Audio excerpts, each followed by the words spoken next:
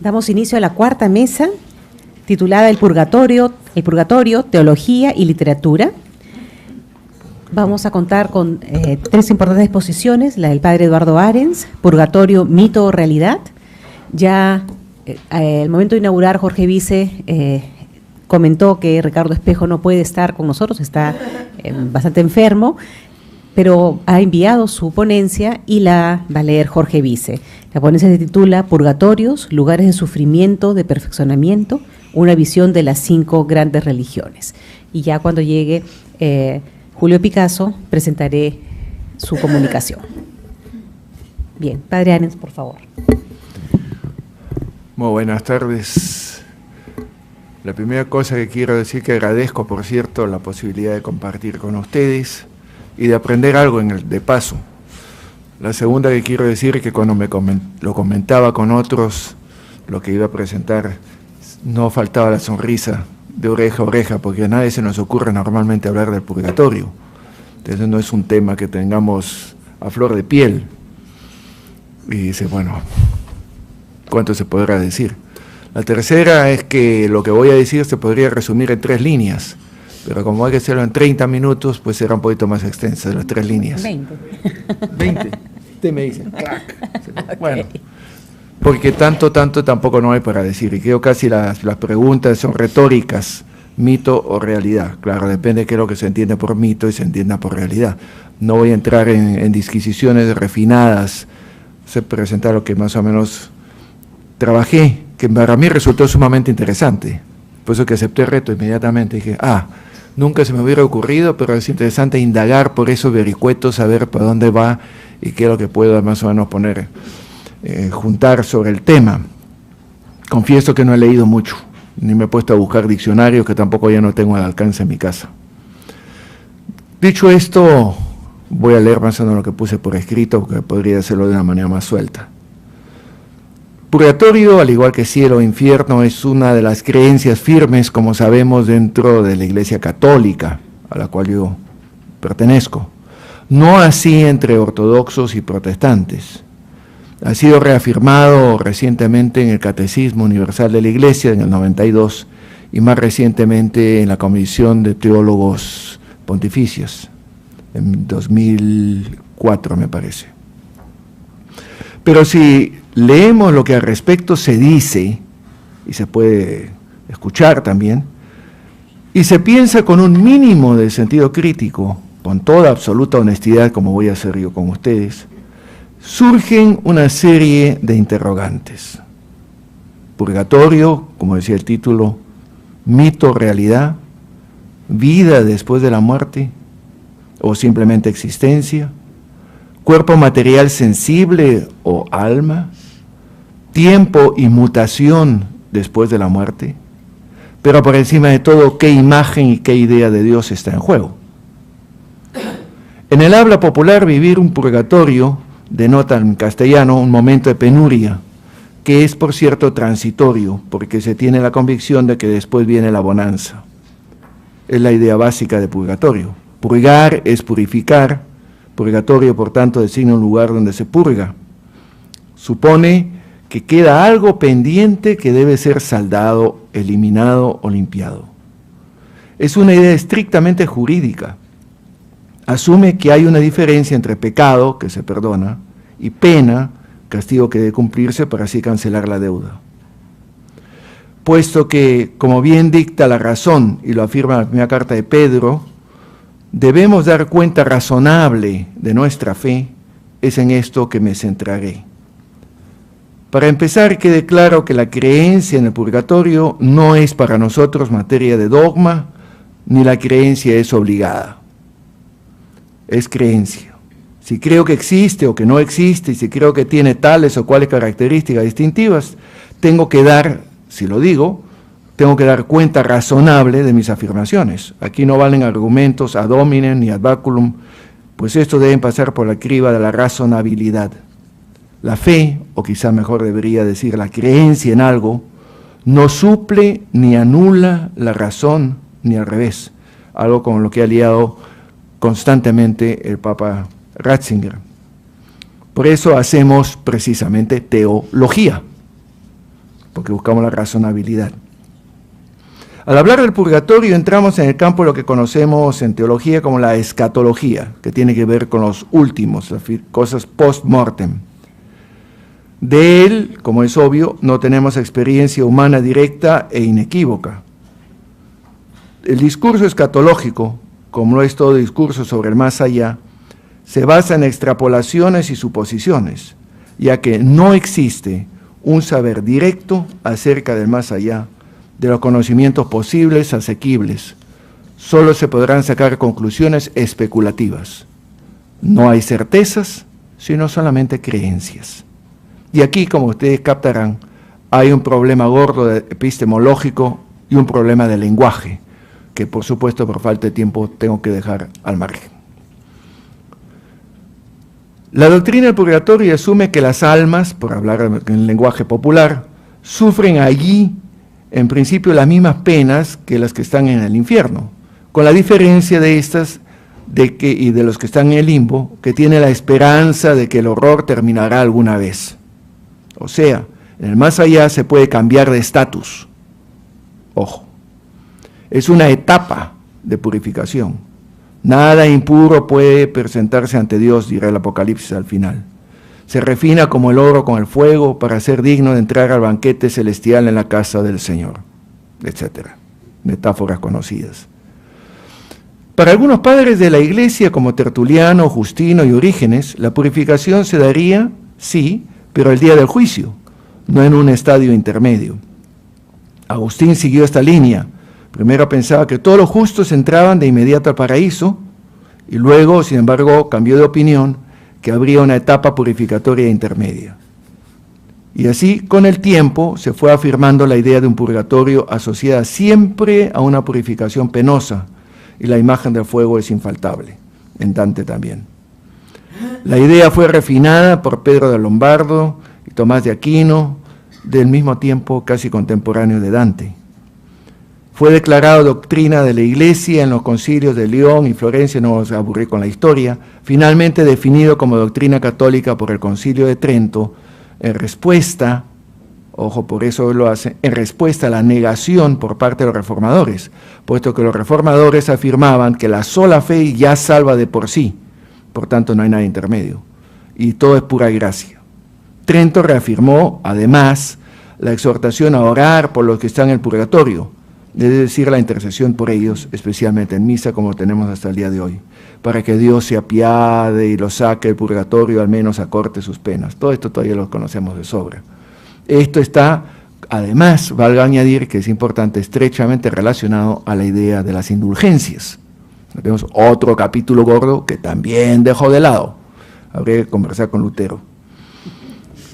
Se apela a una sutil diferencia entre ser perdonado y haber expiado, purgado, las consecuencias de la falta perdonada. Esto se asocia a la idea de tener que dar satisfacción a Dios que ha sido supuestamente ofendido por mis pecados. De aquí que San Atanasio introdujo, algo que afectó mucho a la teología por un buen tiempo, la idea de que Jesús murió para pagar a Dios nuestras deudas y así hacer reparación por la ofensa desde el pecado original, y que nadie, solamente alguien de la altura de Dios, podía hacer reparación ante Dios, porque Dios es lo máximo, por lo tanto, solamente el Hijo, segunda persona de la Trinidad, podría hacer la reparación. Toda esta teoría de San Atanasio, de la satisfacción que se conoce clásicamente, afectó mucho el pensamiento cristiano. Ahora bien, la teología es interesante, me parece, me lo rebatirán algunos quizá, funciona tradicionalmente partiendo, como los platónicos, y que tuvo mucha influencia, por cierto, de que la idea lo ideal, es lo perfecto, el logos, considerado como la realidad pura. Por tanto, debe demostrarse que esa idea es real, lo que sea que se entienda por real. Por ejemplo, si yo asumo de que tiene que haber un lugar que no puede ser el cielo, porque no ha sido bautizado un niño que no fue bautizado, no lo voy a mandar al infierno porque no ha hecho nada malo, entonces por lógica tiene que haber un lugar intermedio. Entonces mi lógica me lleva a pensar que tiene que haber un limbo. Me invento el limbo y después trato de justificar que el limbo existe. Entonces voy al revés en el argumento. y si uno lo lee dice, pues esto no tiene ni pies ni cabeza. Así, por supuesto, el Papa Ratzinger ya clausuró el limbo, a Dios gracias. Ahora falta clausurar algunas otras cosas más. Es así que es tradicional asumir como una realidad, y lo utilizo en el sentido popular del término, ¿no? Se puede decir si los trascendentales son realidades o no. Como una realidad del purgatorio, como un lugar o un estado transitorio, sala de espera que tiene el fin de purificar al individuo. No es suficientemente puro el individuo y es sin embargo bueno, por lo tanto todavía no puede entrar al cielo porque le falta algo, pero no es tan malo como mandarlo al infierno. Por lo tanto, como ha sido bautizado, hay una antesala de purificación, está más claro. Esta idea corresponde al deseo íntimo de una justicia atributiva absoluta. Los absolutamente santos pasan de largo por el purgatorio, pero la mayoría de los demás tenemos que pasar por esa purificación. O sea, no pueden ir al cielo por igual los grandes santos y los no son tan santos, tiene que haber algo que los nivele más o menos. Entonces, ese tiene que se convierte después por necesidad en la creación de una realidad, entre comillas, que no es más que simplemente producto de una concatenación lógica. En ese sentido de que tiene que haber ese estadio intermedio y por lo tanto el purgatorio existe, es que nos movemos y nos hemos seguido moviendo. No piense al que así habla, ni se le ocurre qué cosmovisión está manejando. Tenemos la clásica cosmovisión, cielo, tierra, infierno y el sándwich en el medio, ¿no? No vemos Marte, las galaxias, ni nada por el estilo. Estamos sin telescopios antes de Galileo.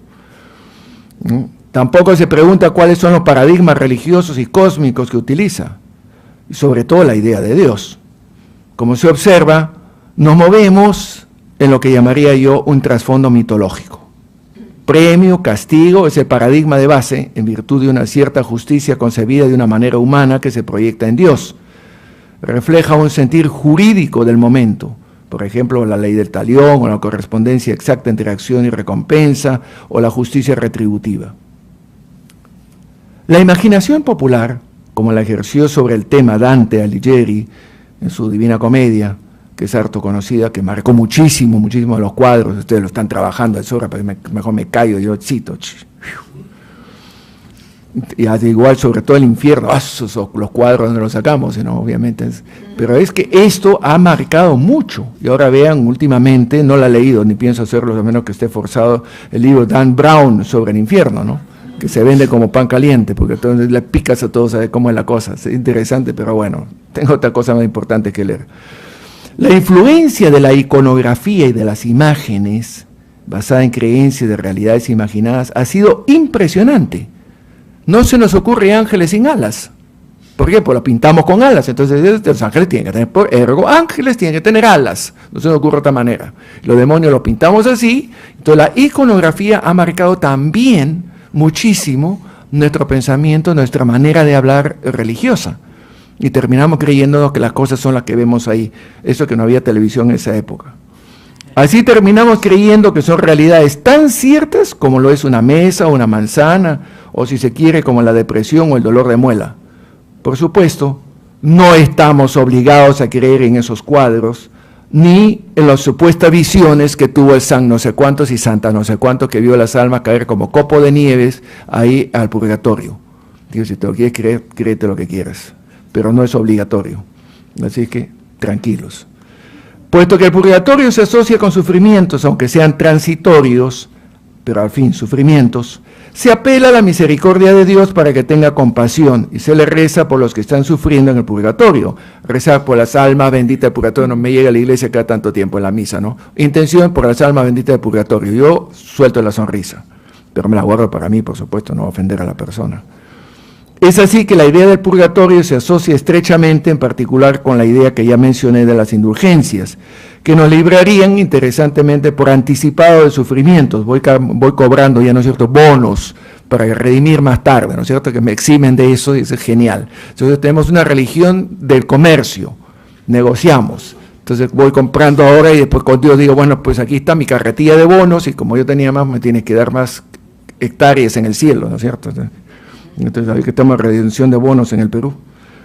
Y está asociado al tema de las oraciones por las almas de los difuntos. Ahora, ¿Qué es lo que más seriamente que hay detrás? Después una descripción un poco superficial de todo esto que seguramente se ha dicho, se repite entre ustedes, porque el tema es el mismo. En todo esto tiene especial importancia, y muy importante, la imagen de Dios que se tenga o la idea que se sostenga de Dios, pues atañe a la esfera de la divinidad. Esto es capital. ¿Qué idea de Dios tenemos en la cabeza? Lo veo con demasiada frecuencia y es terrible. Es un capítulo bien gordo. Con razón, en los últimos tiempos se está hablando del tema del teísmo y el ateísmo. Tienen toda la razón del mundo, porque es el tema clave. El tema de lo religioso, si quitas a Dios, estarás hablando de lo que quieras, pero Dios, la divinidad, Alá, y llámalo como tú quieras, Vishnu, ese es tu asunto. Pero ¿qué imagen manejamos? Muy antropomórfica, porque es natural. Pero entonces nos quedamos en esa religión infantil, de los niñitos, creyendo todavía en Papá Noel. Entonces estamos ahí, ese es mi Dios cuco, el Dios que me da miedo, o el Dios que puedo comprar, al que si le hago negocio favores, si me haces tal cosa, te hago una decena de tal cosa, le doy a los pobres, entonces dame el favorcito, que pase los exámenes, y le rezamos y todas las cosas, ¿no? Le pedimos favores. En general, no se habla de la misericordia, del amor inclusive de Dios, del sentido salvífico de la muerte de Jesucristo, al hablar de purgatorio. De purgatorio, solamente, como dije, los santos se libran, y esos creo que ninguno de nosotros, por lo menos yo no. La imagen común de Dios que se tiene en este ámbito es de la justicia estricta. El Dios justiciero que exige expiación ha sido ofendido y la cosa tiene que repararse. Y exige absoluta purificación antes de ingresar a su casa limpio de polvo y paja. Por la lavandería tienes que pasar, porque aquí no hay mancha que pueda haber. Entonces apelan a textitos por aquí y por allá. Otras suposiciones que las menciono rápidamente. Se supone que hay vida después de la muerte. Entiendo vida como la entendemos nosotros normalmente, no hablo solo de existencia. Y que en ella la persona siente, porque si no, ¿cómo voy a hablar de sufrimientos? O sea, estamos moviendo como en la tierra. Se supone que hay una suerte de lugar y que hay tiempos, puesto que no es eterno, tampoco no es el cielo. Entonces, ¿dónde está? El lugar se basa en la cosmovisión primitiva, cielos, tierra, ínferos. Se supone que tras la muerte hay una mutación entre un antes y un después del purgatorio. Por lo tanto, es transitorio. Tan transitorio, me atrevo a decir que en la conferencia me parece sumamente interesante estar presente en las 5 grandes religiones, como sería la reencarnación, con su cuota de purificación. Voy dando vueltas hasta cuando ya esté yo listo para Nirvana, ahí voy. Pero tiene que pasar antes. Entonces, esto es transitorio, ¿no? Entonces vamos dando vueltas, podemos el reloj o los calendarios. Se supone que hay un juicio inmediato a la muerte para decidir dónde va a ir la persona, porque si no, ¿quién decide? Ese es mi problema con la reencarnación, ¿quién decide? Está de más resaltar la importancia de tomar conciencia de estos supuestos y otros que posiblemente se me escapen, para no confundir realidad con suposición. Lo más importante, repito, son aquellos referidos a la imagen de Dios y a la transitoriedad del espacio y del tiempo. ¿Qué decir de todo esto? Todo esto responde a una idea religiosa netamente mitológica. Con lo que sabemos por las ciencias y nuestras reflexiones filosóficas críticas, que sean menos metafísicas y más pragmáticas, la cuestión de Dios y las imágenes sobre él, el purgatorio como realidad resulta cuestionable. Al igual que el limbo, son imaginaciones, proyecciones subconscientes de deseos humanos de no ir al infierno, pero contar con la misericordia de Dios, o sea, un paso intermedio. Pagaré derecho de piso, como decimos en el Perú. Y esto es afín, como mencioné, a la idea de reencarnación. De hecho, el cristianismo se alimentó en la historia de muchos mitos, y aquí también en Perú, de ideas mitológicas religiosas, y se movía en el mundo greco-romano. ¿Qué cosa querían que sepas? Ese es su mundo, de donde sacaron muchas cosas. De ahí, ya el Antiguo Testamento tenía muchísimo de lo mitológico. Es normal. Se escandalizan cuando uno dice mitológico, creen que suena a cuentos. No, en mitología no es cuento, obviamente. Ustedes ya son adultos, no necesito explicarlo. Se asumió en la evangelización del mundo, hasta que la teología poco a poco fue tomando forma y se endureció en cierto modo, incluyendo sus visiones mitológicas, que se quedaron enquistadas en casa. Conocidos son los mitos, base de las creencias, sobre el más allá, como las del juicio del mundo, lo vemos en la cosmovisión egipcia, en lugares donde tienes todo el libro de los muertos, el Hades, el Olimpo, la idea popular de espíritus en nuestra Amazonía de los tunches que van hasta encontrar su paz, etcétera, etcétera, en el mundo mitológico. Sin embargo, las formas escatológicas de existencia carecen de temporalidad y espacialidad. Todas estas espacio y tiempo se ligan a lo material, a lo corpóreo.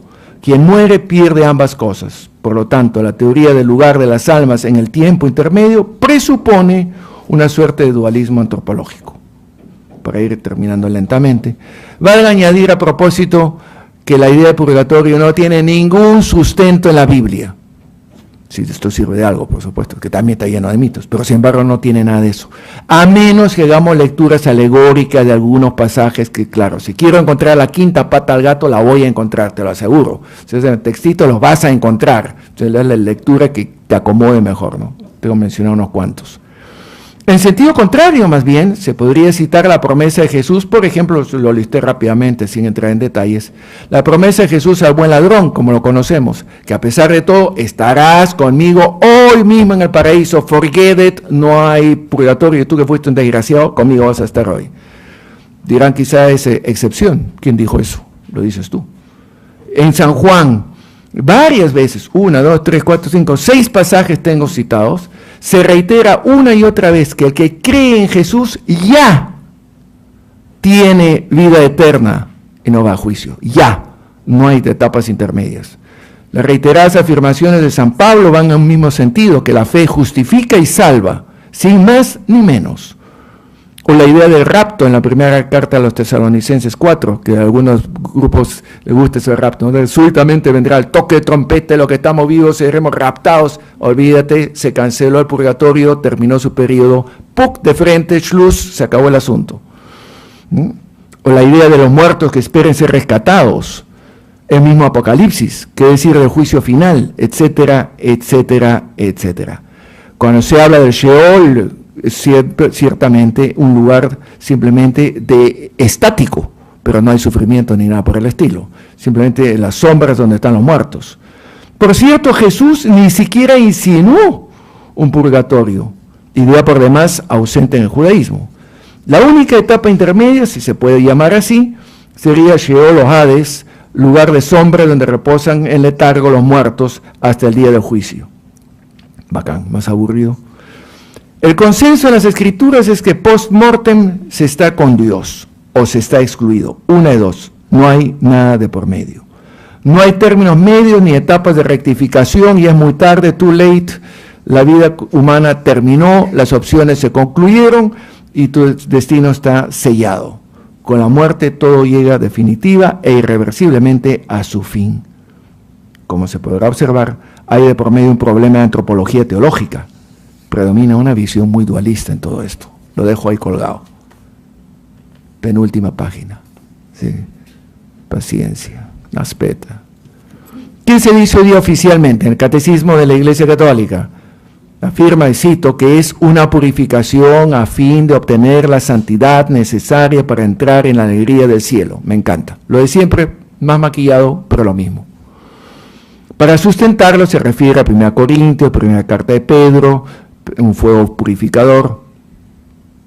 Y además del clásico texto de segunda Macabeos, el capítulo 12, que hay que orar por los muertos. Bueno, si hay que orar por los muertos, entonces ¿para qué voy a orar si están con Dios?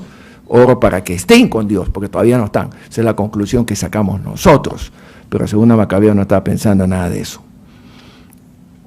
Los concilios concluyen también que es bueno y sano que oremos por los muertos. Ya mencioné la Comisión Teológica Internacional, fue en el 2007, o sea, no hace 5 años, 6 años, que estudió el tema de la escatología y al hablar del purgatorio lo presenta como una maduración posterior dolorosa, pero sin penas. Ya nos exime de las penas. O sea, hemos decretado, me encanta eso, hemos decretado nosotros que ya no hay pena. Entonces, si lo enchufamos a Dios, tiene que estar de acuerdo porque lo que atas acá se ata allá arriba, entonces estamos fritos. Entonces le decretamos, como lo suelto, que a mí me provoca sonrisa, dice, si tú no vas a misa el domingo y te mueres, te vas al infierno. ¿Y quién dijo? Johnny. Yo dijo, yo. y entonces el enchufo Dios tiene que ejercer porque nosotros hemos decretado. Entonces hay una cuestión, como ustedes observan, muy seria de la imagen de Dios que se maneja. Para mí ese es el punto neurálgico de todos estos asuntos. Algunas consideraciones rápidamente para ya la reflexión. Y con esto voy... Ups. Una luz roja. El amor de Dios se concreta en su voluntad de salvar a todas las personas. El Evangelio de Juan ese es muy claro. He venido para salvar, no a condenar. No se prevén excepciones, por menos por parte de Dios. Excepciones hacemos nosotros. Dios quiere, y lo que quiere se hace realidad y es bueno. Entonces podemos deducir que si Dios quiere la salvación de todas las personas, entonces va a ser así. ¿Quiénes somos nosotros para torcerle el brazo? ¿Cómo va a seguir siendo Dios el Señor soberano de la historia si en la eternidad alguna las criaturas van a eludir su soberanía? Entonces ya no es soberano sobre todos, no les alcanza la salvación. Por otro lado, se podría pensar, quizá a los que quieran todavía jugar con esta idea, en un proceso que purificaría al individuo de las remanentes de egoísmo para poder llegar a ser uno con aquel que es puro amor. Estoy cambiando todo el lenguaje, pero si ustedes se dan cuenta en el fondo es la misma cosa. Yo un poco por lo que le gusta salvar la imagen del asunto, ¿no? Entonces suavizarlo. Es remover lo que impida la sintonía plena con Dios amor. Pero eso, una vez más, supone hablar en términos de tiempo. En cuanto al supuesto sufrimiento, no sería producido por un agente externo, puesto supone espacio y lugar, sino por pecados cometidos, sino el sufrimiento propio del desear y no poder estar. Deseo estar con el ser amado, pero no puedo estar con él. Entonces sufro porque deseo estar con el ser amado. Y ese sufrir. Pero todo eso son categorías humanas, absolutamente humanas, es antropológico. Es que tengo que hablar de alguna manera. El problema está en que tengo que hablar de alguna manera y yo después me creo que esa manera de hablar es así. Si Dios es padre, entonces Dios es padre y me olvidé que puede ser madre. Entonces por ejemplo, ¿no? Entonces tenemos un problema del lenguaje que terminamos asumiendo como realidad incuestionable. Yo suelo decir que en el cristianismo tenemos una serie de tareas hermenéuticas por delante que no asumimos porque es un poco densa la tradición que arrastramos, ¿no? Pero, ¿qué Dios es ese que quiere vernos sufrir antes de aceptarnos en su casa? Esas condiciones previas de pureza, de que las hemos puesto nosotros, no Dios. Está en juego, repito, perdónenme la insistencia, la imagen de Dios. Pareciera que no salimos del paradigma de pureza que era tan importante en muchas religiones, incluido el judaísmo. Pureza que discrimina y que excluye.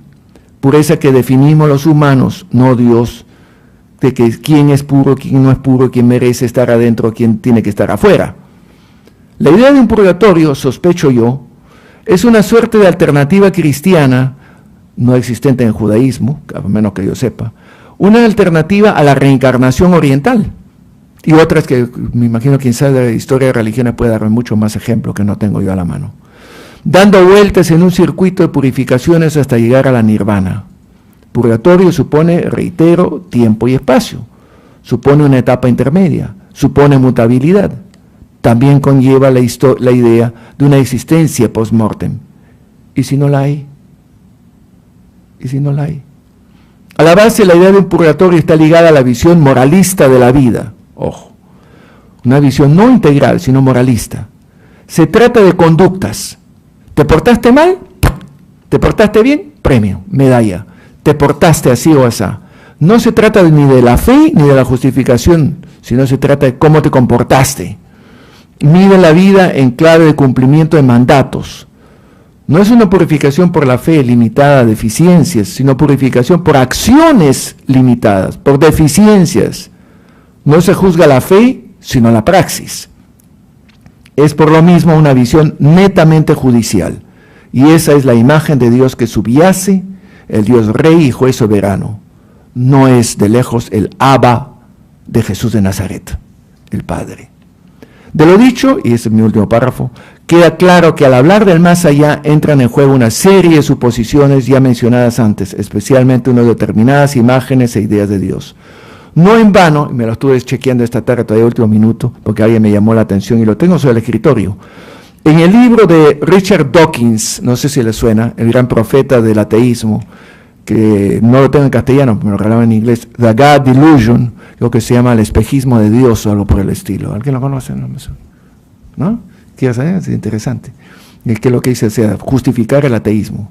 Ese es el gran libro, profesor de Oxford, biólogo, etcétera, etcétera, etcétera. Richard Dawkins puso de relieve, entre otros argumentos para sustentar el ateísmo, la idea católica de purgatorio, 3 páginas le dedica, y su asociación con las indulgencias. Lo que más le ha llamado la atención a Dawkins, y con toda razón, es la evidencia que han propuesto ciertos teólogos. Dice, evidencia, cito, evidencia tan espectacularmente débil que hace tanto más risible el aire de confianza con el que se afirma. La evidencia que destaca, tomada de la Catholic Encyclopedia, es el argumento del consuelo, y va algo así. Es un evidente non sequitur, obviamente. Oramos por los difuntos para proporcionar consuelo a los que aún han sido excluidos de la visión de Dios. ¿No es cierto?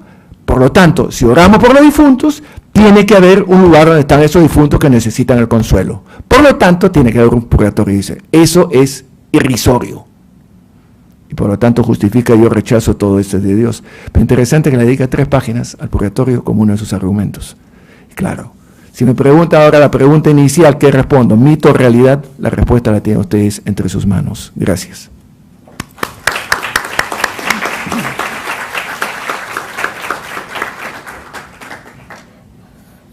Voy a leer el documento preparado por el profesor Ricardo Espejo, ya que como lo comunicamos hace poco y desde el principio,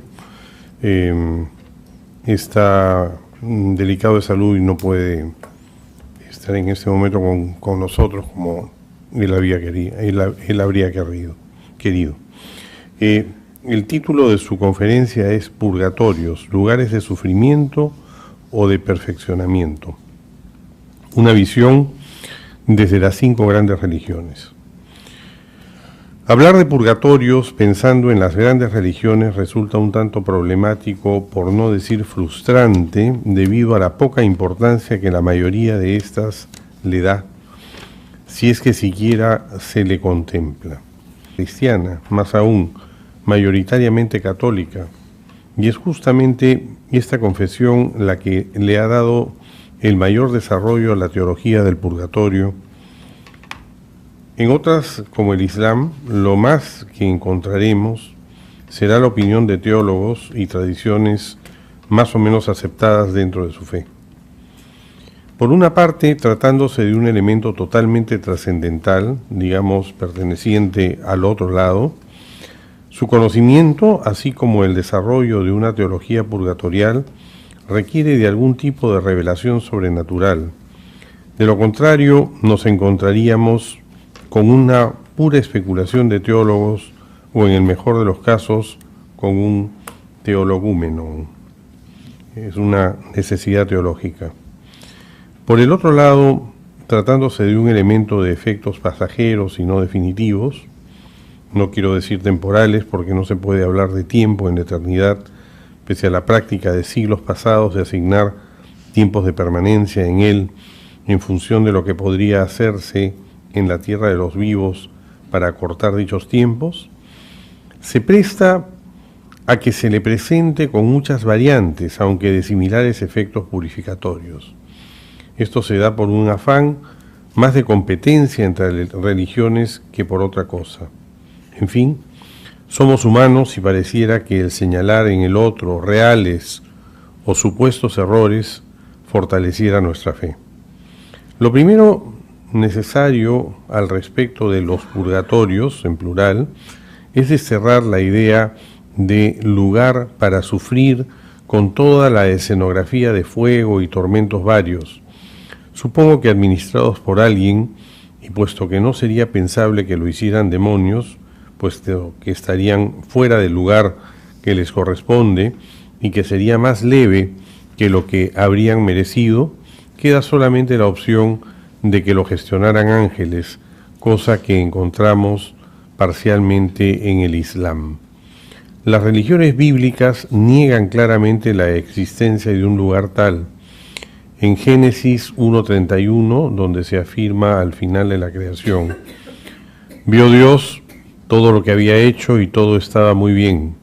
No queda pues espacio para lugares de sufrimiento, ni siquiera el infierno, que tendría que ser una situación y no un lugar. Alguien se preguntará por la referencia evangélica a la gehenna del fuego mencionada en el Evangelio de San Mateo y en la Carta de Santiago. Ambos textos tienen como lectores primarios a los convertidos del judaísmo que entendían perfectamente esta referencia geográfica. Se trata del valle de Ben Hinnom, pequeño torrente ubicado al sur de la ciudad, supongo que en la actualidad ya formará parte de esta, donde los reyes malos de Judá permitieron la adoración de dioses cananeos, que incluyeron los sacrificios humanos a través del fuego del dios Molec o Moloc. Cuando la reforma religiosa del rey Josías, se profanó totalmente este lugar, arrojando en él todo tipo de elementos considerados inmundos por la ley judía, restos humanos o de animales, alimañas de todo tipo, telas manchadas por deposiciones o restos de menstruaciones, etc. Y a continuación se echó petróleo crudo y se le prendió fuego. Para los judíos oyentes de Jesús o lectores de textos mencionados, o de los textos mencionados, este lugar era el resumen de todo lo inmundo y repulsivo imaginable. Para unos pocos judíos imaginativos era la entrada al Sheol, que era el otro nombre que le daban al mundo inferior. Pienso que el análisis de este tema debe llevarnos a contestar dos preguntas. En el caso de que exista un purgatorio, ¿se tratará de un estatus de sufrimiento o de purificación post-mortem? ¿Podemos los vivos influir de alguna manera en acortar este estatus, permitiendo a los difuntos una más rápida realización hacia la presencia de Dios? Hecha esta aclaración y para empezar a desbrozar el tema, tocaré rápidamente las religiones de autoperfeccionamiento, comenzando con el hinduismo en sus múltiples formas, incluyendo el budismo original de Siddhartha, también llamado Theravada. Aquí se trata de ir perfeccionando el conocimiento del alma sobre su propia naturaleza. Se trata de un conocimiento vivencial, no meramente intelectivo. El alma es el reflejo del absoluto, del Brahman, de Dios. El alma es el Atman y es necesario que se libere de la ficción de los sentidos llamada Maya, así como del falso ego que consiste en creerse diferente del resto, así como autor de acciones. Cuanto más se acerque el Atman al Brahman, más claro será el reflejo, hasta que lleguen a hacerse uno. Es esto lo que debe conseguirse a través de las reencarnaciones o rueda de samsara. El alma encarna y vuelve a encarnar en diferentes situaciones personales y sociales, belleza o fealdad, salud o enfermedad, paz o agresión, elegidas por ella misma de acuerdo al aprendizaje que le esté faltando, la ley del karma, a fin de ir aprendiendo que todo lo existente es Dios, incluyéndola a ella. Ahora bien, considerando que todo aprendizaje debe hacerse estando encarnado, con situación conocida como avidya, no sería posible hablar de un estado aún perfeccionable después de la muerte, por lo tanto, no es parte de estas religiones algo como el purgatorio. Volviendo a un punto ya mencionado, ¿es el purgatorio sinónimo de sufrimiento o de perfeccionamiento? En toda la Biblia, ni en la patrística de los primeros 3 siglos, aparece la palabra purgatorio.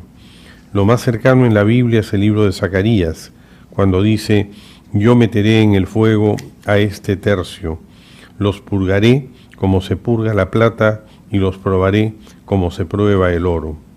Aquí no se habla de sufrimiento, sino de purificación. Isaías 1:25. Voy a volver mi mano contra ti y purificaré al crisol tu escoria hasta quitar toda tu ganga. Se trata de perfeccionamiento, simplemente que expresado con términos propios del trabajo metalúrgico, así como podría haberse expresado con términos militares u otros. En esta misma línea habría que leer el texto de San Pablo en su primera carta a los Corintios. Mire cada cual cómo construye, pues nadie puede poner otro cimiento que el que ya ha puesto Jesucristo. Y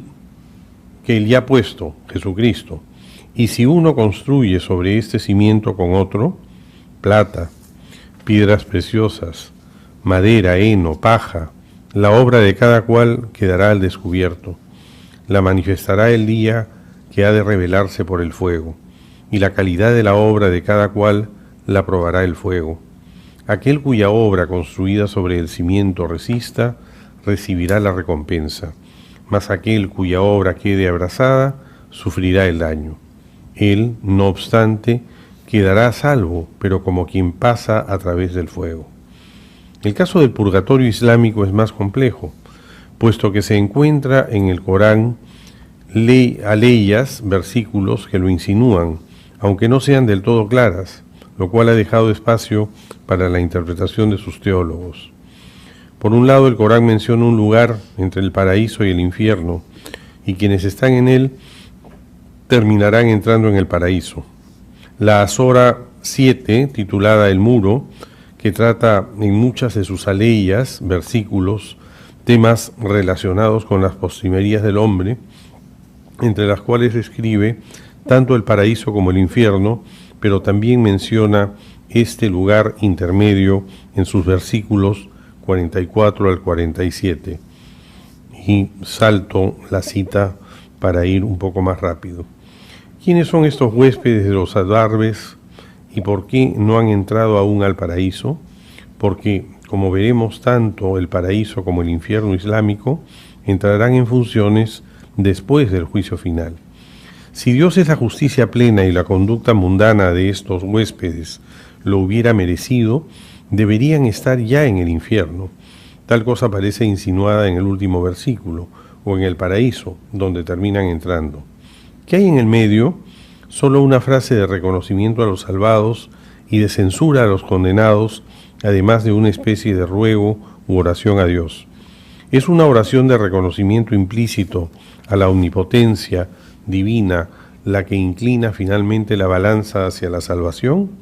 De ser así, ¿estaríamos ante un acto de perfeccionamiento hecho después de esta vida purgatorial?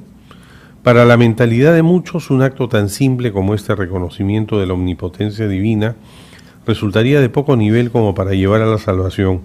No obstante, hay que considerar la gran insistencia del Islam en la clemencia y misericordia de Alá, al punto que todas las azoras del Corán comienzan con la misma invocación, en el nombre de Dios, el clemente, el misericordioso. En las religiones que incluyen dentro de su fe su juicio final o una resurrección definitiva, han tenido que enfrentar un problema tanto filosófico como teológico, puesto que hay que compaginar la eternidad de premios y castigos, paraíso e infierno, con la diversidad de épocas en que los humanos han ido muriendo.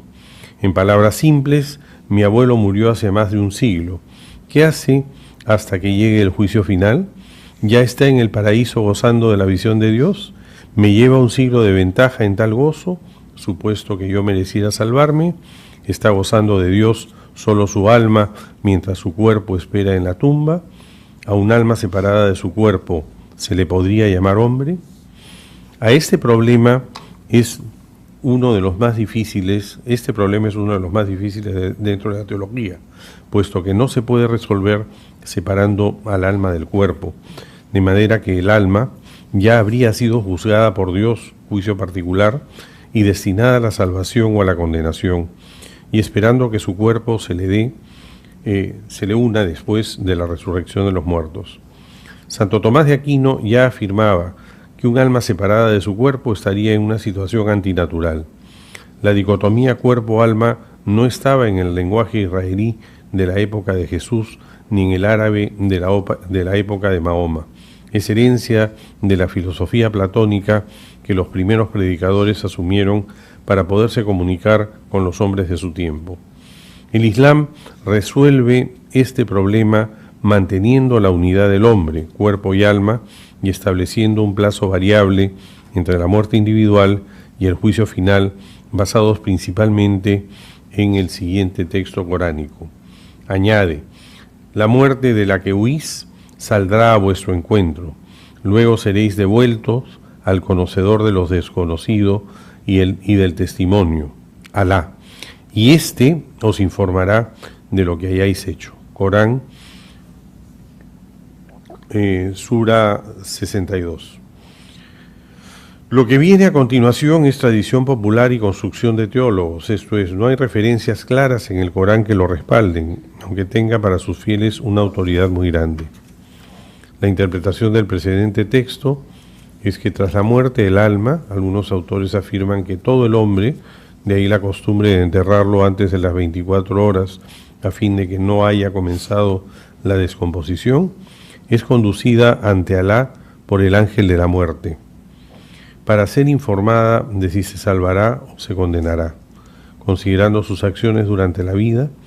Tras esta especie de pequeño juicio regresa a la tumba de donde tiene lugar o en donde tiene lugar un interrogatorio que confirmará la información ya recibida y que consta de varias preguntas. Tras esto, el difunto permanecerá en custodia hasta el último día, Barzai. Si están destinados a la salvación, serán consolados por ángeles que les hablarán de las delicias del paraíso. De tratarse de alguien que será condenado o que haya fallado en las respuestas, será torturado como anticipación de lo que recibirá en el infierno. El tiempo de permanencia en la tumba será percibido como muy corto por el difunto, aunque se me hace difícil entender esto en el caso de condenados o de los condenados. No obstante, sí hay una cita clara en el Corán en este sentido. Para lo que no hay mención alguna es para aquellos que terminarán en los adarves. Se podrá por extensión suponer que serán consolados en la tumba ya que van a terminar en el paraíso. No hay datos en el Corán al respecto. Ahora bien, ¿esta permanencia en la tumba es algún tipo de purificación o purgatorio? En esto no hay consenso entre los autores musulmanes, aunque la mayoría se pronuncia en contra de que esto constituya ningún tipo de purgatorio, puesto que allí no hay perfeccionamiento. Lo que sí resulta llamativo es el escasísimo desarrollo teológico al tema de los huéspedes de los adarves. Prácticamente todos se conforman con mencionarlos como un paradero neutral, aunque sí coinciden en que se termina alcanzando el paraíso. ¿Se trata de un exceso de respeto hacia el Corán que lo menciona expresamente? Algunos teólogos musulmanes, muy pocos, se animan a plantear que los huéspedes de los adarves son aquellos en quienes sus obras buenas igualan a las malas, y que lo que termina inclinando la balanza a favor de la salvación es la fe en Alá. En el caso del judaísmo, la cosa toma otro color, puesto que habiendo textos bíblicos que ellos reconocen como revelados, o al menos como venerables, lo mismo que una práctica llamada Kadish, con todo el aspecto de una oración litúrgica para ayudar al difunto y que dura 11 meses, ocasionalmente 12 meses, en general no aceptan la existencia del purgatorio. Para adentrarnos en este problema dentro de su fe, habría que aclarar primero que la Biblia hebrea o Tanaj no contiene íntegramente los mismos textos de la Biblia cristiana. Ellos la dividen en 3 partes, cuya autoridad va decreciendo, pese a ser toda ella inspirada por Dios.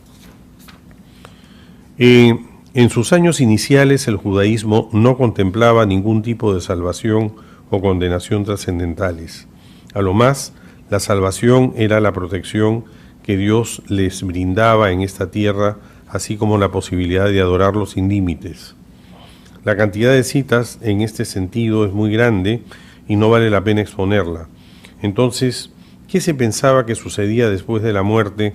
Pues que todos, buenos y malos, bajarían al Sheol, lugar de sombras e inconsciencia aparentemente inevitable. Lo que sí constituía una desgracia total era bajar al Sheol antes de tiempo, como en el caso que encontramos en el libro de los Números, en que los calumniadores de Moisés, Coré, Datán y Abirón, son tragados siguiendo la palabra del mismo Moisés. Hay una larga explicación de Ricardo sobre la escatología hebrea, que creo que ya por la hora podemos dejar, y voy más bien al ámbito del cristianismo y los cristianos no católicos. En el ámbito del cristianismo creen en la existencia del purgatorio las iglesias católica y copta egipcia.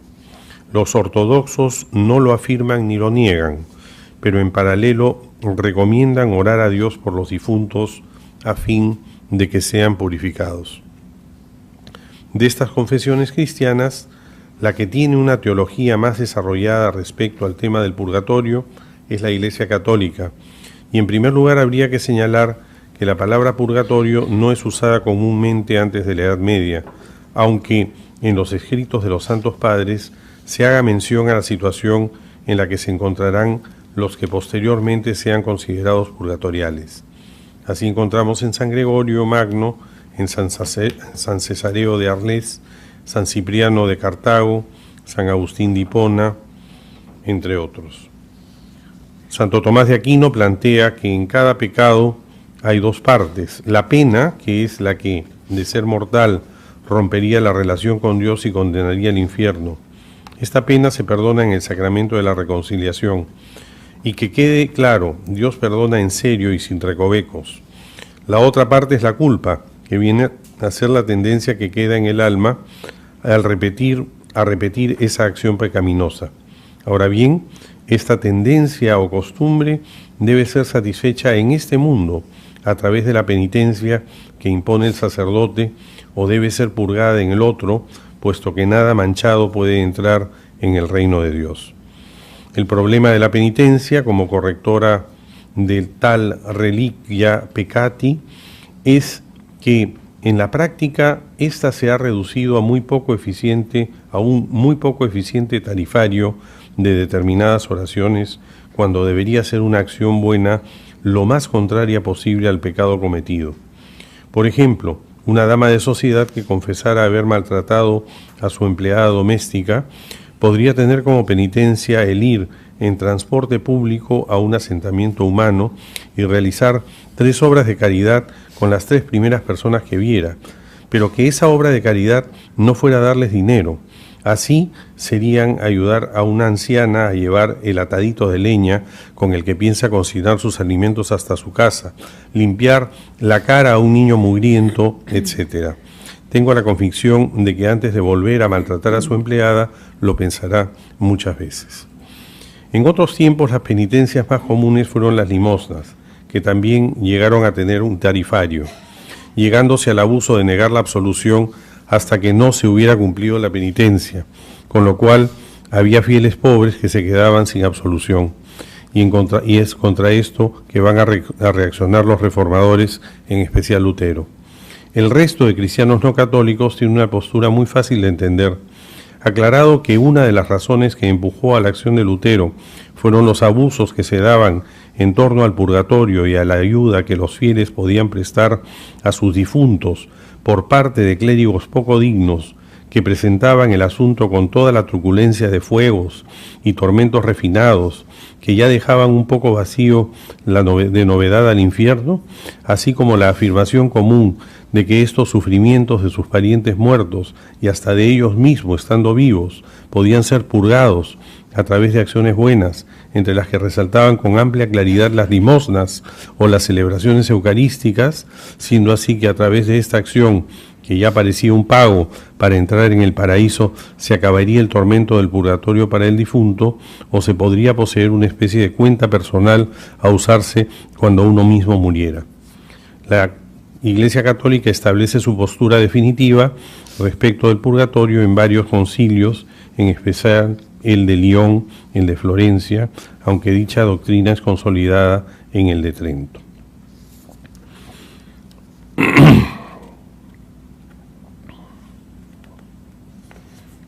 Bien. Después de Trento es poco lo que se innovó y por razones de tiempo no lo trataré, aunque sí quiero mencionar dos citas muy cercanas.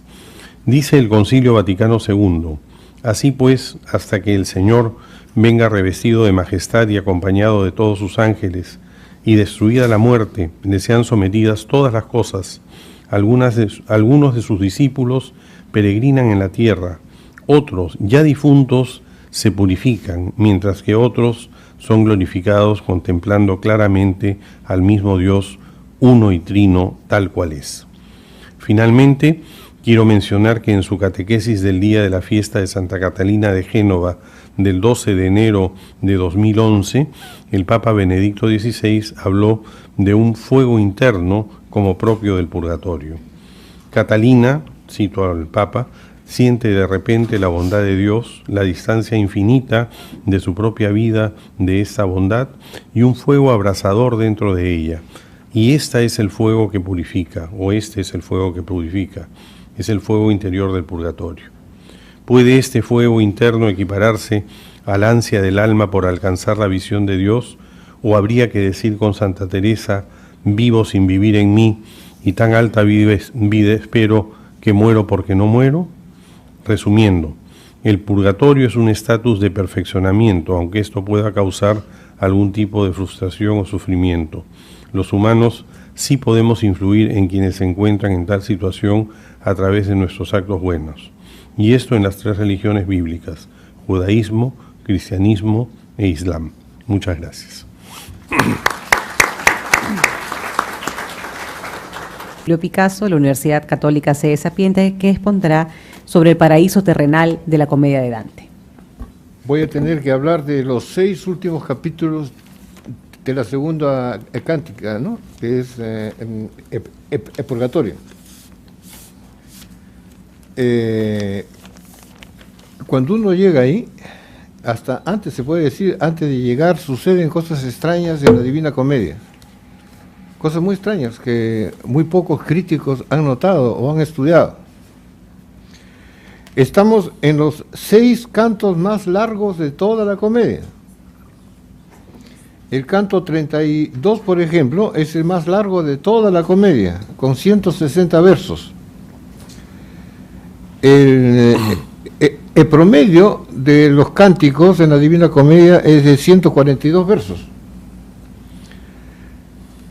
Estamos en un lugar protológico, quiere decir de origen, en vez de escatológico, como es el infierno, el purgatorio, el paraíso. Eso también debe llamar la atención, cosa que no lo ha hecho mucho. Estamos en un lugar donde habita una mujer, que quizás es la más simpática de toda la Divina Comedia, a pesar que sea bien mandona, pero más mandona va a ser Beatriz. No hablo de la Virgen, por supuesto. Dante no habla con ella, le habla a ella. Estamos en un lugar donde habita una mujer de la cual sabemos qué representa, antes de saber su nombre. 834 versos más allá de cuando aparece esta donna Soleta, después de su aparición, ¿no? El paraíso terrenal adquiere mayor sentido en la escatología. Dante lo hace también apocalíptico. Hay que pensar que varios santos padres, entre ellos Orígenes, digamos, o San Agustín, en la primera parte, no consideraban digno el sentido literal del primer capítulo del Génesis. El primer capítulo del Génesis y la estadía de Adán y Eva ahí, había que entenderlo ya en esa época de manera alegórica. Estamos pues frente a una alegoría. Ojo, la alegoría es una cosa importantísima en la Edad Media. En todo había alegoría, en las catedrales, en la música, en los escritos y sobre todo en la Divina Comedia. La alegoría es un ornatus elocutionis, quiere decir un ornato de la elocución, junto con la ironía, el énfasis, la sinécdoque y la hipérbole. ¿Qué cosas son estos ornatos? La voluntad semántica tiene dos planos, uno llamado plano serio, o sea, la verdadera intención, y el otro plano de juego, que es la otra intención que solo sirve como medio expresivo de la intención seria. Ustedes son lectores de la Divina Comedia y puedo citar la alegoría, la tremenda alegoría, cruda alegoría de la pobreza, dicha nada menos que por Santo Tomás, que en la historia no pronunció una sola alegoría. Y yo me pregunto si habrá trabajado alguna metáfora. A la pobreza se la representa como una vieja fea, ¿no? de la cual se enamora y con la cual se casa San Francisco. Y no solamente San Francisco, sino todos los franciscanos se casan con ella, ¿no? Entonces es una alegoría fuerte, ¿no?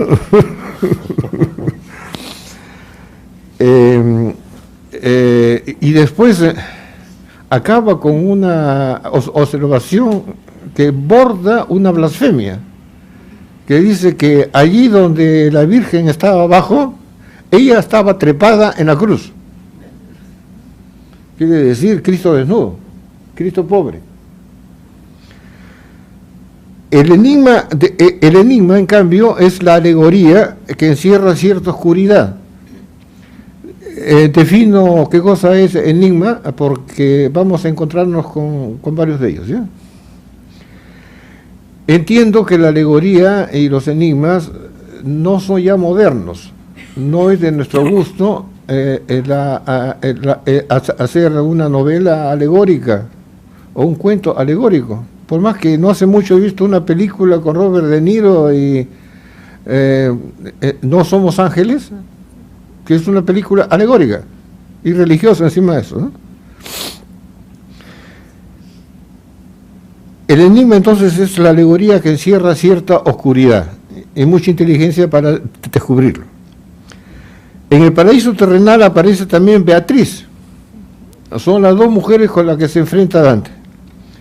Y todo está preparado para esta aparición de Matilda y de Beatriz, con 3 sueños alegóricos que suceden durante la subida de la montaña. Uno está en el canto 9, el otro en el 19 y el último en el 27, 999.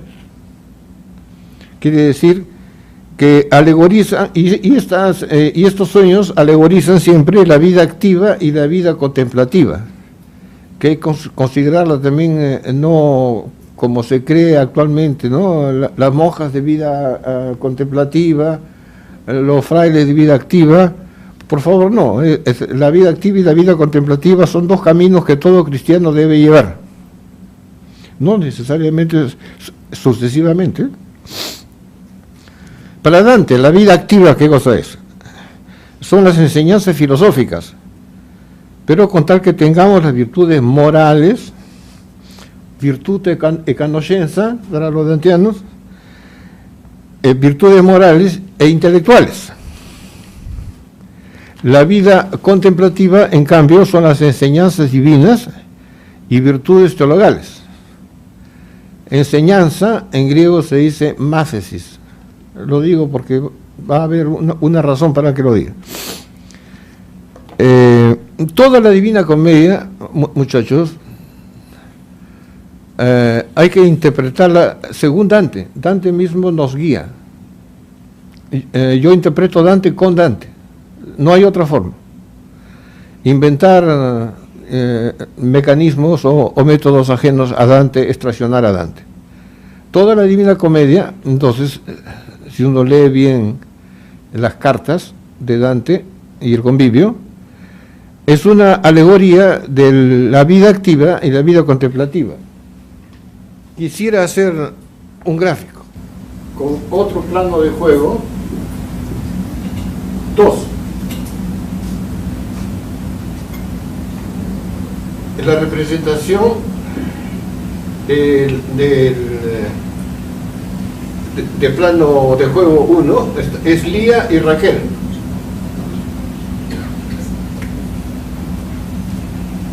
Que representan en el plano serio la vida activa y la vida contemplativa. En el plano de juego 2 está Matilda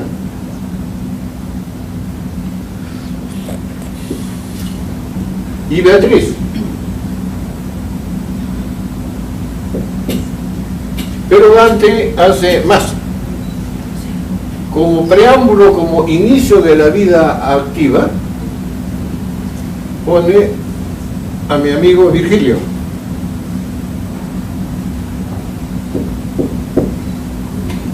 Y como culminación de la vida contemplativa pone a San Bernardo.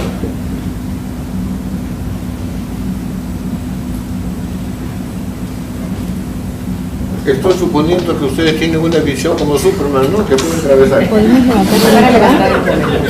La fuente de la alegoría de Raquel y Lía, ustedes saben, son las dos hermanas con las cuales tuvo que casarse Jacob, ¿no es cierto? Raquel era la bella y Lía no era tan bella, era hasta legañosa, ¿no? Pero fue la mujer que le dio más hijos a Jacob. O sea, está muy bien representada como vida activa. A la contemplativa la tuvo cuando ya no le quedaba otra cosa.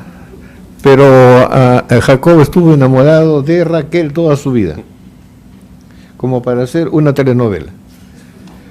La fuente de la alegoría, como alegoría de la pareja esta, Lía y Raquel, como vida activa y contemplativa, no es común entre los santos padres. Yo diría que es rara. La emplea solamente San Agustín y San Gregorio. Es raro y vale la pena subrayarlo. ¿Por qué lo usó Dante? Sobre todo en Lía. ¿Por qué escogió a Lía? Muchachos, con Dante hay que tener mucho cuidado. No escribe nada en vano Dante. No hay una sola palabra que sobre o que falte. Y toda tiene su razón de ser. Lía, inviertan las vocales o las sílabas y sale Ali. ¿No es cierto? Alighieri.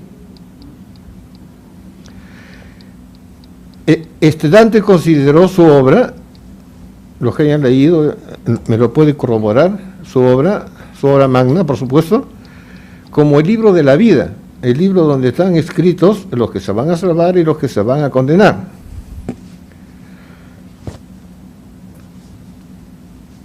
Todo el paraíso terrenal, cuando entramos ahí, es alegórico. Todo, muchachos o señores, disculpen, estoy acostumbrado a hablar en universidad. Todo en el paraíso terrenal es alegórico, no hay nada que no sea alegórica. Los personajes de la procesión que hay ahí, ¿no es cierto? Hay una procesión bien grande de todos los libros de la Biblia, todos son alegóricos, ¿no? Los ríos que aparecen ahí, el Eteo y el Eunoé, son alegóricos. Matilda es alegórica, Beatriz es alegórica, Virgilio es alegórico. Y por supuesto, como les decía, los tres sueños premonitorios que dividen material y temáticamente todo el purgatorio. En el paraíso terrenal, Dante está convencido de que está puliendo su estilo. Dante sabe cuando escribe, bien es poco decir, ¿no? Cuando escribe mejor que lo que escribía antes. Y lo dice: lector, tu vedi ben conmigo innalzo la mia materia, e però con più arte la rincalzo. ¿no? Lector, tú ves bien, ojalá que veamos bien, cómo yo elevo mi materia. ¿Y por qué con más arte yo la levanto? La dona Soleta, que Matilda, a quien quiero mucho yo, aparece en el capítulo 28. El capítulo 28 es el canto de la sonrisa. Todos sonríen en ese canto. Ella es Piena Leticia. Sonreía desde la otra orilla. Desde la otra orilla, cuando le encuentra a Dante, la primera cosa que hace es sonreír. Aquí en el paraíso terrenal, dice Dante, el hombre cambió in pianto ed in affanno l'onesto riso. El hombre cambió en llanto y en afán la honesta sonrisa. Virgilio y Estacio, que también está ahí, habían con riso udito a Matilda. Habían escuchado lo que decía Matilda con una sonrisa. Hasta ellos sonrían. No me acuerdo en qué parte de la Divina Comedia se dice que el universo sonreía. Hasta ese punto llega la sonrisa, la felicidad eterna, se puede decir, ¿no? ¿Quién es esta dona Soleta? No sabíamos su nombre. Ya les he dicho que su nombre aparece 834 versos después de su aparición. Matilda es el apax legómeno más famoso de la Divina Comedia. Apax legómeno significa una sola vez dicho. Y allí está un enigma. La misma Matilda da la clave del enigma. Hay que seguirlo nomás, hay que seguir a Matilda, hay que seguir a Dante para descubrir quizás el enigma. Más el más da.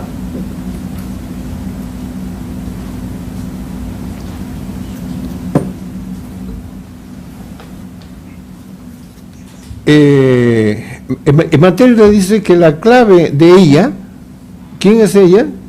Pues dice, lean el Salmo del Ectasti. Menudo trabajo se encontraron los primeros electores de Dante con esta orden de Matilda. Porque resulta que del Ectasti, en latín, es el versículo 5 del Salmo 92, en numeración masorética, por supuesto. Yo consulté, por supuesto, la primera cosa que hice, seguir las órdenes de Matilda, que vi mandona. Entonces, leí el Salmo en latín. Yo suponía que era una lectura muy común en la época. No encontré nada. Continué con el griego, menos todavía. Dante no era muy aficionado al griego, ¿no? Hasta se expresa un poco peyorativamente del griego. En cambio, el hebreo sí le interesaba mucho. Hasta se conoce a un señor, un rabino llamado Emanuele Romano, que había iniciado a Dante en el hebreo. Hay muchos índices en toda la Divina Comedia, los que han leído lo saben, ¿no? Del interés que Dante tenía con el hebreo. Entonces me precipité a leerlo en hebreo. Y me doy cuenta que en los 3 primeros versos de ese salmo empieza así: Mismor Shir Leyom HaShabbat. Mismor, M. Tov Lehodot Adonai. Tov, T. Bueno, para dar gracias al Señor. Ulzamer Leshim Ha'elyon. Y para ensalzar al nombre de Dios. La L, la Vav inicial, que se pronuncia U en este caso, prácticamente no tiene valor consonántico. Y son las 3 primeras consonantes del nombre de Matilda. Entonces, MT. ¿Qué cosa es la vida activa? Las enseñanzas filosóficas y las virtudes, etcétera, ¿no? Y en griego, enseñanza se dice máthesis, o mátesis, si quieren, ¿no? Entonces, mat. Ya toda persona un poco ilustrada en la época ya sabía que mat. Después viene él, ese nombre de Dios, que aparece también en los 3 primeros versos del Salmo en hebreo, ¿no? Repito los 3 primeros versos. Mizmor shir leyom hashabat, tov lehodot Adonai, ulsamer leshimcha elyon. Bueno, Dios está presente en ese nombre, quiere decir la gracia. Las enseñanzas filosóficas más la gracia, pues ya es lo que era Dante después de su purgación en el infierno y en el purgatorio. Más la gracia de Dios, por supuesto. Dante estaba muy lejos de ser pelagiano, muy lejos. Sin la gracia de Dios no se hace nada, y menos no se llega a la montaña de purgatorio, si no pregúntele a Ulises. Ulises se ahogó, o fue ahogado, como el Truipiacue dice, por querer ir por sus solas fuerzas a la montaña, y fracasó. O sea, adelantemos una hipótesis. Ya tenemos 2 veces el nombre de Dante en la Divina Comedia. En Lía, al revés, Ali, en Da. Dante Alighieri, o las 2 primeras letras de Dante. Esa es la segunda vez. Pero a Dante le gusta mucho el número 3, saben ustedes, ¿no es cierto? Entonces, la tercera vez, pues ahí sí lo pone con todas sus palabras en un verso digno de mención. En un momento se voltea para buscar a Virgilio, y resulta que Virgilio ya se había ido. Virgilio no podía entrar al paraíso porque no había recibido la gracia. Su alegoría es vida contemplativa sola, sin la gracia, pues hasta ahí no va. Entonces, ¿qué me falta esto? Entonces, Matilda le dice, Dante, le dice su nombre. Cosa rarísima, porque los escritores clásicos no podían hablar de ellos, menos con nombre propio. Dante, perché Virgilio se ne vada, il nome mio che di necessità qui si registra, mi nombre, dice Dante, que por necesidad aquí se registra. O sea, lo dice con todas sus letras. O sea, es la tercera vez que Dante pone su nombre en el libro de la vida. Quisiera acabar esto señalando una cosa muy curiosa. Los amantes de matemáticas quizás me van a dar gracias, ¿no? El paraíso terrenal está situado en una proporción de la Divina Comedia muy especial, de la proporción dorada. La misma cosa hace Virgilio. Virgilio en Eneida, el canto octavo, está en la misma proporción, es el número dorado.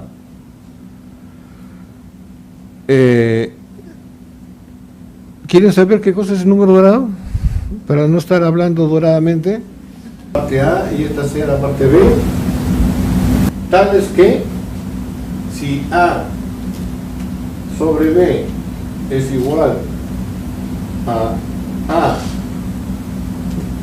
más B sobre A, sale la proporción dorada, el número dorado, que Vitruvio fue quien lo descubrió, se dicho de paso. Si A lo convertimos en X, ¿no es cierto? Pues tenemos una ecuación con una incógnita, la cosa no fácil para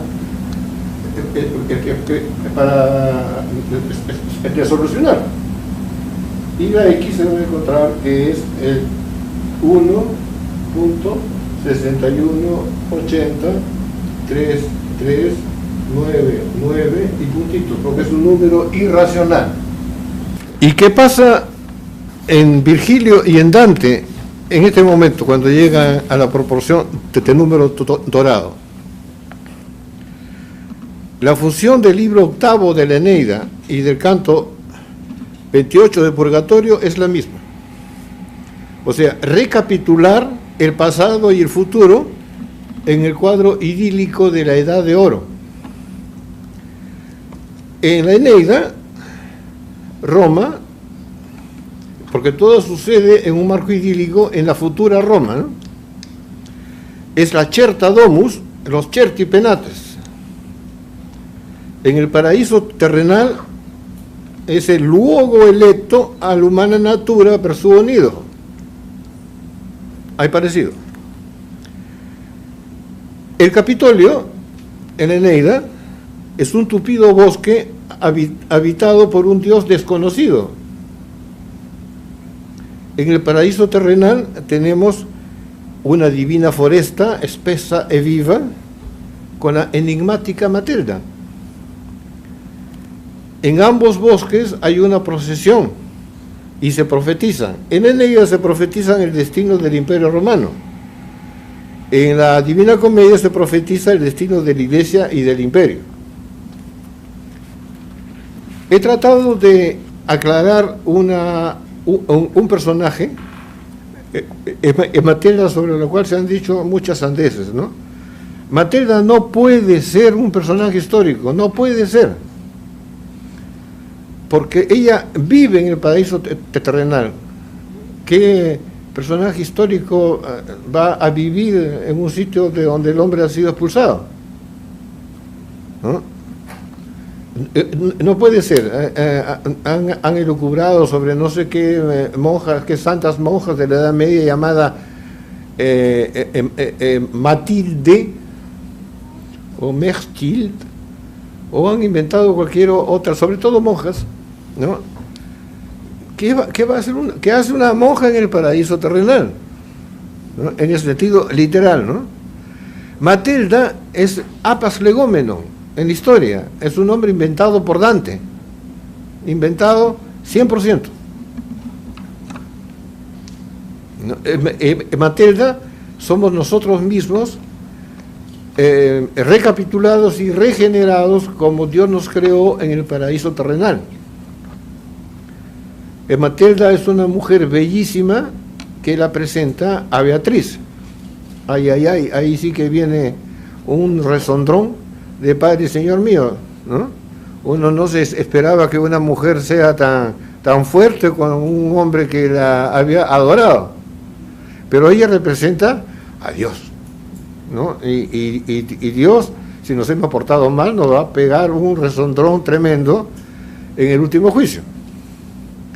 Dios no quiera que sea tan grande, ¿no? Ni con consecuencias desagradables. Pero eso representa Beatriz. En cambio, Matilda es pura sonrisa. Y bueno, no quiero ir más allá, tengo media hora nomás y aquí la señorita, me está señalando que me queda, ya no me queda nada.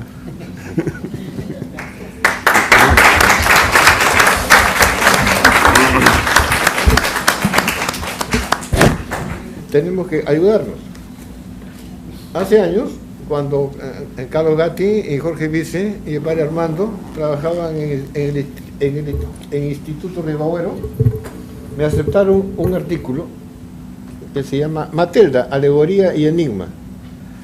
Me salió un artículo quizás demasiado extenso, pero hasta ahora estoy satisfecho con él.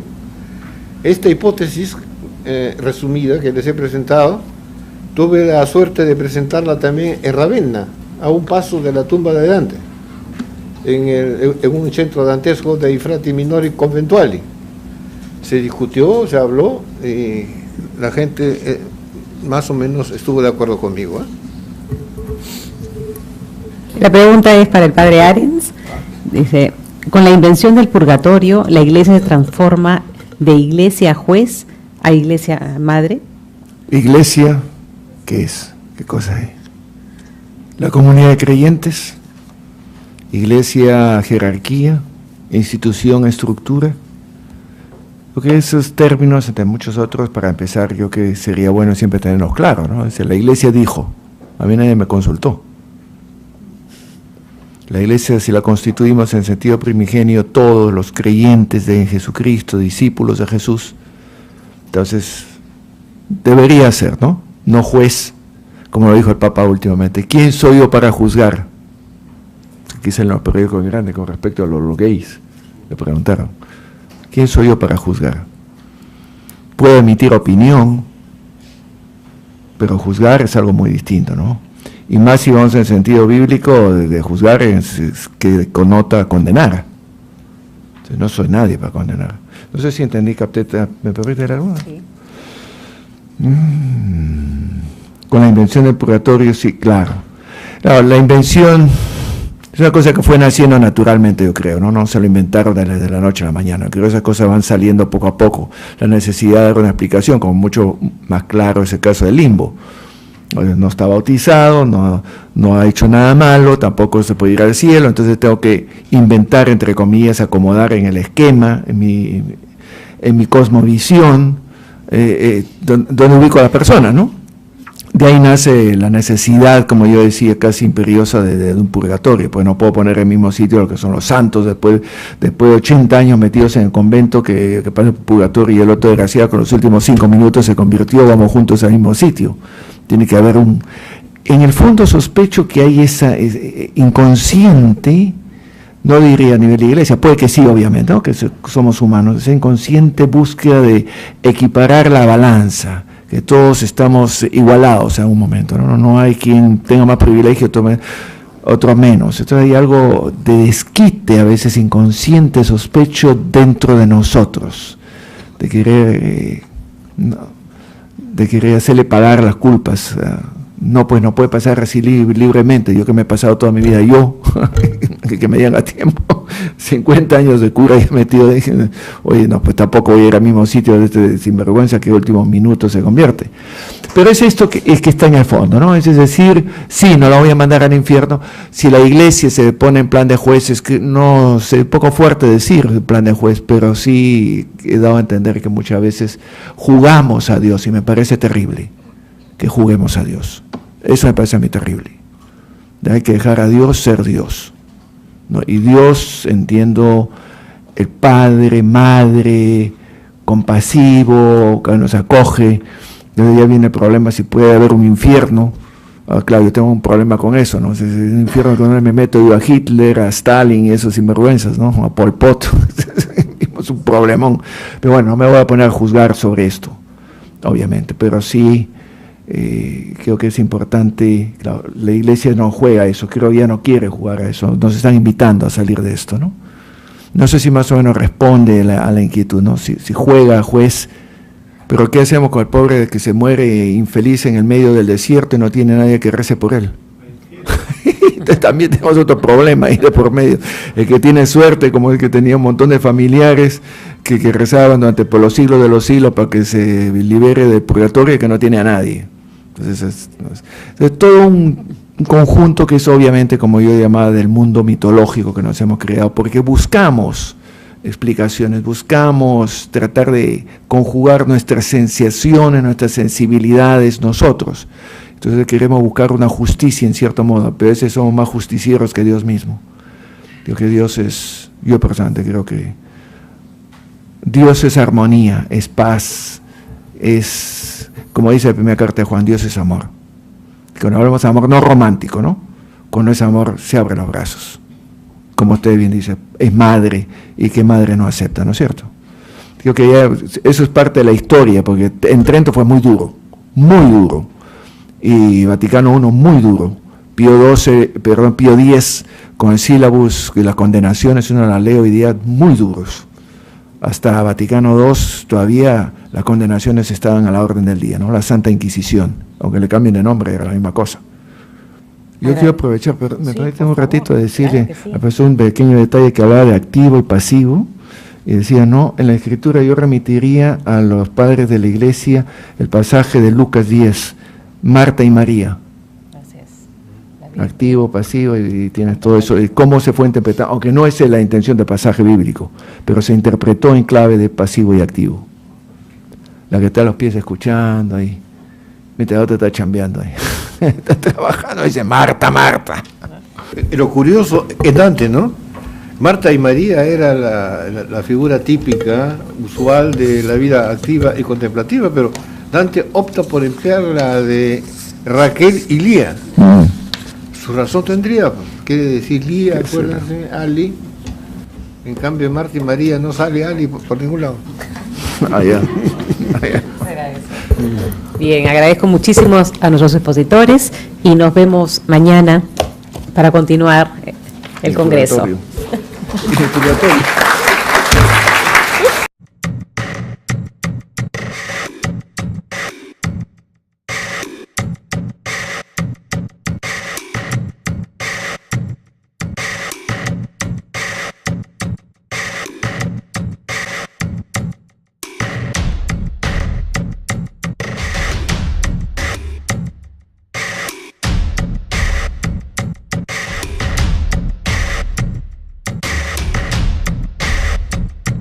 De lado, habría que conversar con Lutero. Se apela a una sutil diferencia entre ser perdonado y haber expiado, purgado las consecuencias de la falta perdonada. Esto se asocia a la idea de tener que dar satisfacción a Dios que ha sido supuestamente ofendido por mis pecados. De aquí que San Atanasio introdujo, algo que afectó mucho a la teología por un buen tiempo, la idea de que Jesús murió para pagar a Dios nuestras deudas y así hacer reparación por la ofensa desde el pecado original, y que nadie, solamente alguien de la altura de Dios, podía hacer reparación ante Dios, porque Dios es lo máximo, por lo tanto, solamente el Hijo, segunda persona de la Trinidad, podría hacer la reparación. Toda esta teoría de San Atanasio, de la satisfacción que se conoce clásicamente, afectó mucho el pensamiento cristiano. Ahora bien, la teología es interesante, me parece, me lo rebatirán algunos quizá, funciona tradicionalmente partiendo, como los platónicos, y que tuvo mucha influencia, por cierto, de que la idea es lo ideal, es lo perfecto, el logos, considerado como la realidad pura.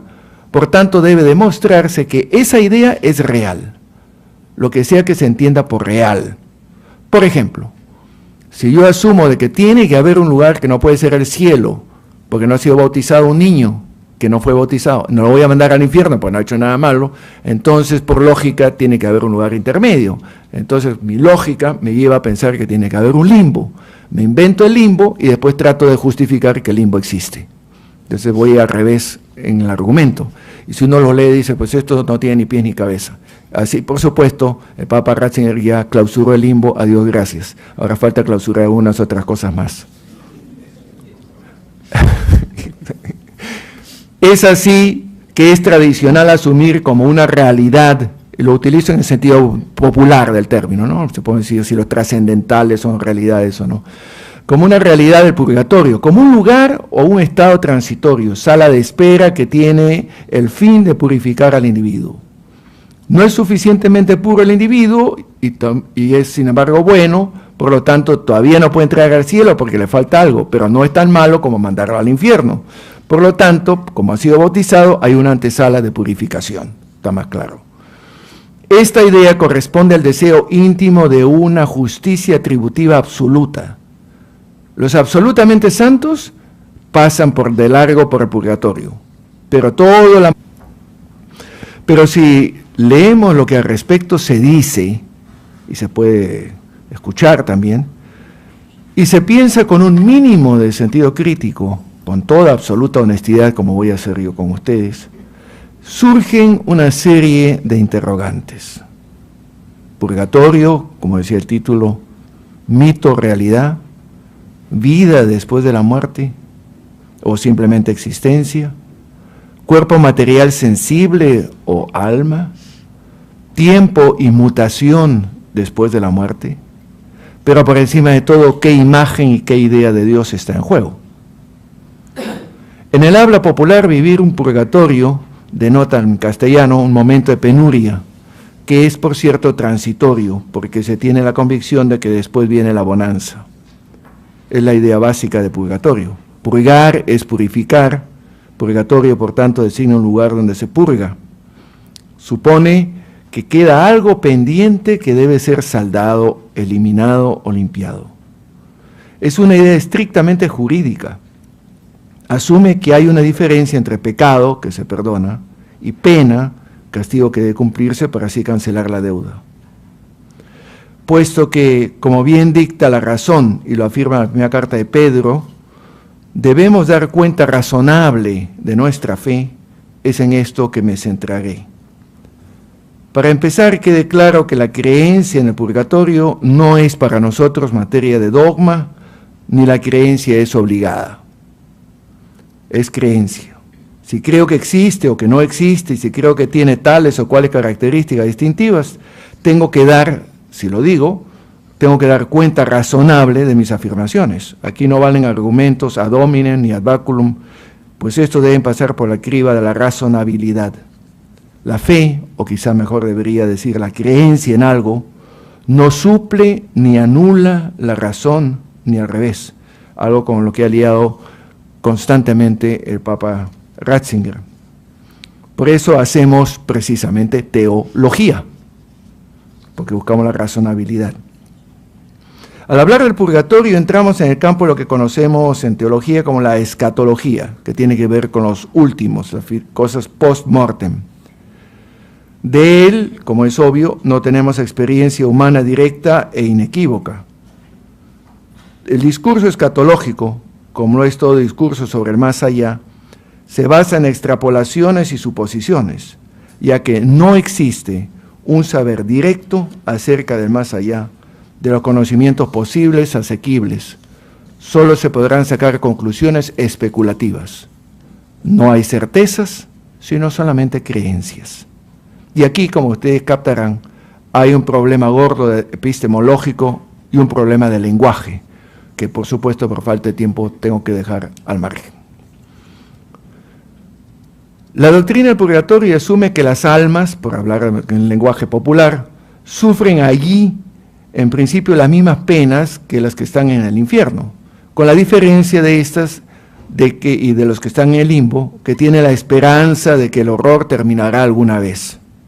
O sea, en el más allá se puede cambiar de estatus. Ojo, es una etapa de purificación. Nada impuro puede presentarse ante Dios, dirá el Apocalipsis al final. Se refina como el oro con el fuego para ser digno de entrar al banquete celestial en la casa del Señor, etc. Metáforas conocidas. Para algunos padres de la Iglesia, como Tertuliano, Justino y Orígenes, la purificación se daría, sí, pero el día del juicio, no en un estadio intermedio. Agustín siguió esta línea. Primero pensaba que todos los justos entraban de inmediato al paraíso, y luego, sin embargo, cambió de opinión, que habría una etapa purificatoria intermedia. Y así, con el tiempo, se fue afirmando la idea de un purgatorio asociada siempre a una purificación penosa, y la imagen del fuego es infaltable, en Dante también. La idea fue refinada por Pedro de Lombardo y Tomás de Aquino, del mismo tiempo casi contemporáneo de Dante. Fue declarado doctrina de la Iglesia en los concilios de León y Florencia, no os aburrí con la historia, finalmente definido como doctrina católica por el Concilio de Trento, en respuesta, ojo, por eso lo hace, en respuesta a la negación por parte de los reformadores, puesto que los reformadores afirmaban que la sola fe ya salva de por sí, por tanto no hay nada intermedio, y todo es pura gracia. Trento reafirmó, además, la exhortación a orar por los que están en el purgatorio, es decir, la intercesión por ellos, especialmente en misa, como tenemos hasta el día de hoy, para que Dios se apiade y los saque del purgatorio, al menos acorte sus penas. Todo esto todavía lo conocemos de sobra. Esto está, además, valga añadir que es importante, estrechamente relacionado a la idea de las indulgencias. Tenemos otro capítulo gordo que también dejó. La mayoría de los demás tenemos que pasar por esa purificación.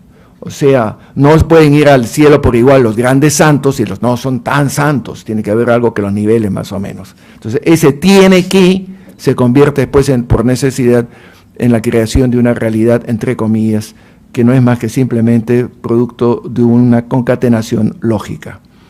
En ese sentido de que tiene que haber ese estadio intermedio y por lo tanto el purgatorio existe, es que nos movemos y nos hemos seguido moviendo.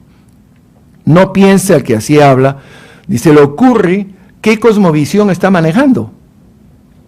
Tenemos la clásica cosmovisión, cielo, tierra, infierno y el sándwich en el medio, ¿no? No vemos Marte, las galaxias, ni nada por el estilo. Estamos sin telescopios antes de Galileo. ¿No? Tampoco se pregunta cuáles son los paradigmas religiosos y cósmicos que utiliza. Y sobre todo la idea de Dios. Como se observa, nos movemos en lo que llamaría yo un trasfondo mitológico. Premio, castigo, es el paradigma de base en virtud de una cierta justicia concebida de una manera humana que se proyecta en Dios. Refleja un sentir jurídico del momento, por ejemplo, la ley del talión o la correspondencia exacta entre acción y recompensa o la justicia retributiva.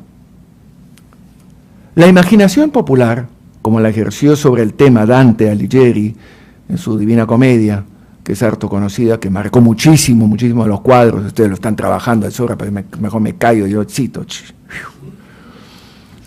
Y igual, sobre todo el infierno, los cuadros donde los sacamos, ¿no? Obviamente. Pero es que esto ha marcado mucho. Y ahora vean, últimamente, no lo he leído, ni pienso hacerlo, a menos que esté forzado, el libro Dan Brown sobre el infierno, ¿no?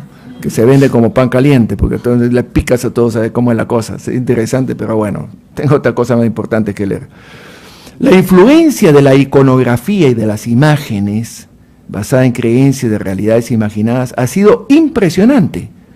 No se nos ocurre ángeles sin alas. ¿Por qué? Pues lo pintamos con alas. Entonces los ángeles tienen que tener, ergo, ángeles tienen que tener alas. No se nos ocurre de otra manera. Los demonios los pintamos así. Entonces la iconografía ha marcado también muchísimo nuestro pensamiento, nuestra manera de hablar religiosa. Y terminamos creyéndonos que las cosas son las que vemos ahí. Eso que no había televisión en esa época. Así terminamos creyendo que son realidades tan ciertas como lo es una mesa o una manzana, o si se quiere como la depresión o el dolor de muela. Por supuesto, no estamos obligados a creer en esos cuadros, ni en los... Damos inicio a la cuarta mesa, titulada El Purgatorio, Teología y Literatura. Vamos a contar con tres importantes exposiciones, la del padre Eduardo Arens, Purgatorio, Mito o Realidad.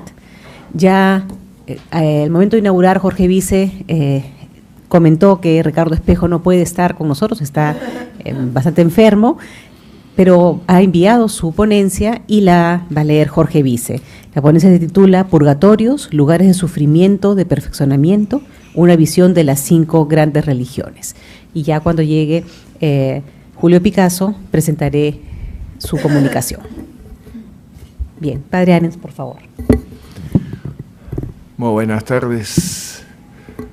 La primera cosa que quiero decir que agradezco, por cierto, la posibilidad de compartir con ustedes y de aprender algo de paso. La segunda que quiero decir es que cuando lo comentaba con otros, lo que iba a presentar, no faltaba la sonrisa de oreja a oreja, porque a nadie se nos ocurre normalmente hablar del purgatorio. Entonces no es un tema que tengamos a flor de piel. Y dice, bueno, ¿cuánto se podrá decir? La tercera es que lo que voy a decir se podría resumir en 3 líneas, pero como hay que hacerlo en 30 minutos, pues será un poquito más extensa las 3 líneas. 20. 20. Usted me dice, clac. Okay. Bueno, porque tanto tampoco no hay para decir, y creo casi las preguntas son retóricas, mito o realidad. Claro, depende de qué es lo que se entiende por mito y se entienda por realidad. No voy a entrar en disquisiciones refinadas, sé presentar lo que más o menos trabajé, que para mí resultó sumamente interesante. Por eso que acepté el reto inmediatamente. Dije, nunca se me hubiera ocurrido, pero es interesante indagar por esos vericuetos, saber para dónde va y qué es lo que puedo más o menos poner, juntar sobre el tema. Confieso que no he leído mucho, ni me he puesto a buscar diccionarios que tampoco ya no tengo al alcance en mi casa.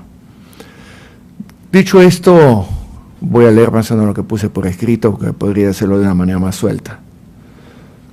purgatorio, al igual que cielo o infierno, es una de las creencias firmes, como sabemos, dentro de la Iglesia Católica, a la cual yo pertenezco. No así entre ortodoxos y protestantes.